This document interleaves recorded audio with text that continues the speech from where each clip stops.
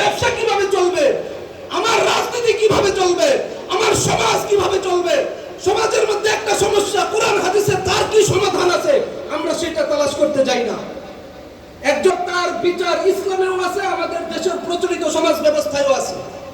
প্রচলিত সমাজ ব্যবস্থায় চোরের শাস্তি হলো তার গলায় জুতার মালা দাও, বেশি চুরি করলে তার মাথার চুল চেষে দিয়ে তাকে এলাকার মধ্যে ঘুরাইয়া দাও, তার চুরির শাস্তি শেষ। অথচ ইসলামে কোরআনে স্পষ্ট চুরির শাস্তি আছে। আস-সারিকু ওয়াস-সারিকাতু ফাকতাউ আইদিয়াহুমা, আল্লাহ স্পষ্ট বলে দিয়েছেন।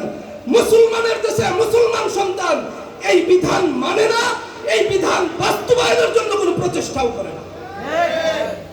আমরা বিধান মানতে পারি না, একটা উজর আছে, বাংলাদেশ ইসলামী রাষ্ট্র না, কিন্তু ইসলামী রাষ্ট্র প্রতিষ্ঠার জন্য আমি আর আপনি যে মেহনত করছি না, এই জন্য আল্লাহর দরবারে বিচারের কাঠগড়ায় দাঁড়াতে হবে। বাংলাদেশ খেলাফত মজলিস কি চায় আমরা অনেকে বুঝি না আসলে বাংলাদেশ খেলাফত মজলিস কি। বিএনপি একটা রাজনৈতিক দল, আওয়ামী লীগ একটা রাজনৈতিক দল, জাতীয় পার্টি একটা রাজনৈতিক দল, খেলাফত মজলিস একটা রাজনৈতিক দল, বাস এটাই আমরা মনে করি। খেলাফত মজলিস শুধুমাত্র রাজনীতি করার জন্য, শুধুমাত্র সংসদে আসন দখল করার জন্য প্রতিষ্ঠা হয় নাই। খেলাফত মজলিস প্রতিষ্ঠা হয়েছে জমিনের মধ্যে, বাংলার জমিনে ইসলাম বিরোধী যত কর্মকাণ্ড হয় সকল কর্মকাণ্ডের বিরুদ্ধে, সকল জুলুম শোষণ সবকিছুকে উৎখাত করে একটি সুন্দর সুরালী সমাজ গঠন করার জন্য খেলাফত মজলিস প্রতিষ্ঠা হয়েছে।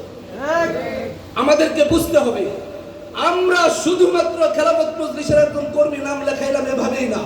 আজকে অফিস উদ্বোধন অনেকে আসলাম, দেখলাম, একটু মিষ্টান্ন খাইলাম, আবার চলে গেলাম, এমন না। মামুনুল হকের জন্য ডাঙ্গার মানুষ পাগল হয়ে গেছে। মামুনুল হক ডাঙ্গায় আসুক, মামুনুল হক ডাঙ্গায় আসুক এটা চাই, মামুনুল হকের আদর্শ বাস্তবায়ন করতে চাই না। মামুনুল হক কি চায় সেটা আমি চাই না, আমি মামুনুল হককে চাই। মামুনুল হক আসুক, মামুনুল হক চায় কি এইটা আপনার আমার আদর্শ হিসেবে গ্রহণ করতে হবে। মুহতারাম হাজরিন, সময় লম্বা করা যাবে না। আমি যেই কথাগুলো বলছি এই কথাগুলোর উপর আবার রিপিট করতেছি। আমরা সকলেই খেলাফতের কাজ করার দায়িত্বশীল জিম্মাদার। আল্লাহ তাআলার কাছে আমরা জিজ্ঞাসিত হব।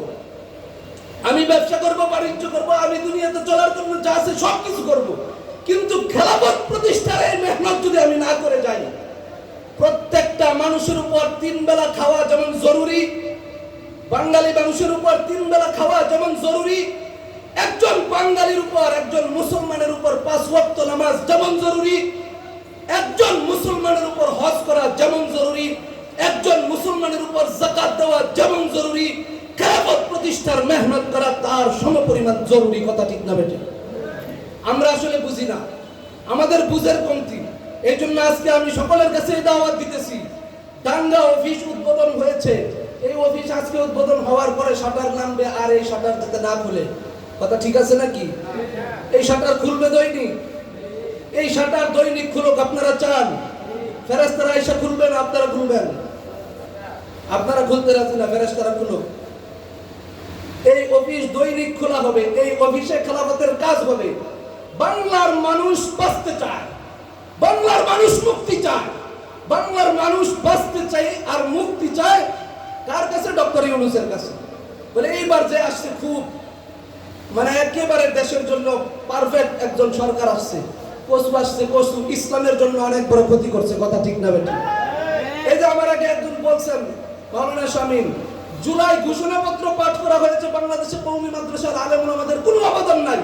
2013 সালে শাপলা চত্বরে পাখির মতো গুলি করে আলেমদেরকে, নবী প্রেমিক তাওহীদি জনতাকে হত্যা করেছে। এই হত্যার কোনো দাম বাংলাদেশের মধ্যে নাই। এই অবস্থার পরিবর্তন ঘটাতে হবে। এই অবস্থার পরিবর্তন ঘটানোর জন্য আসমান থেকে কোনো ফেরেশতা নাজিল হবে না। ফেজায়ে বদরি পয়দা কুন, ফেরেশতা তেরে নুসরত কো, তুমি জমিনের মধ্যে পরিবেশ তৈরি করো, আল্লাহ তাআলা আসমান থেকে ফেরেশতা পাঠায় তোমাকে সাহায্য করবে। এজন্য আমরা সবাই আসমানি সাহায্য যদি চাই, আসমানি সাহায্য যদি পেতে চাই, তাহলে অবশ্যই আমাদেরকে জমিন প্রস্তুত করতে হবে। জমিন প্রস্তুত করার জন্য রাজি আছি তো ইনশাআল্লাহ? আমরা সকলে খেলাফতের কাজ করব তো ইনশাআল্লাহ? বাংলাদেশ খেলাফত মজলিসের ফরম পূরণ করে সদস্য হবেন। আগামী দিনে জাতীয় নির্বাচনে বাংলাদেশ খেলাফত মজলিস রিকশা প্রতীকে নির্বাচন করবে ইনশাআল্লাহ। আপনারা সকলেই রিকশা প্রতীকে ভোট দিবেন, এই আহ্বান রেখে আমার সংক্ষিপ্ত বক্তব্য শেষ করছি। নাসরুম মিনাল্লাহি ওয়া ফাতহুন করিম।